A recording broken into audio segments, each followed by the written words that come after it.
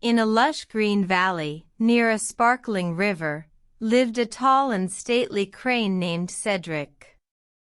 Cedric was known for his graceful appearance and his wisdom beyond his years. One windy day, Cedric stood by the river, admiring his reflection.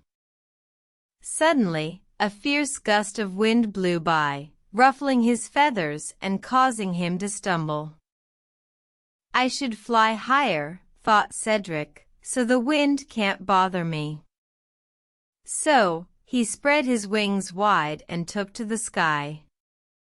But as he soared higher, the wind grew stronger, and Cedric struggled. He flapped his wings harder, trying to rise above the howling wind. But the higher he went, the more exhausted he became. His wings, once so strong, grew heavy with fatigue. Seeing this, an old owl named Oliver, who lived in a nearby oak tree, called out to Cedric, "Why do you fight the wind, dear crane? It is not your enemy, but merely a force of nature." Cedric, panting and weary, replied, "I thought if I flew higher, the wind would not bother me." "But you see, my friend," said Oliver, "the wind is like life. It pushes us, challenges us, and sometimes it seems too much to bear. But if we learn to dance with the wind, to find harmony amidst the chaos, we will find peace."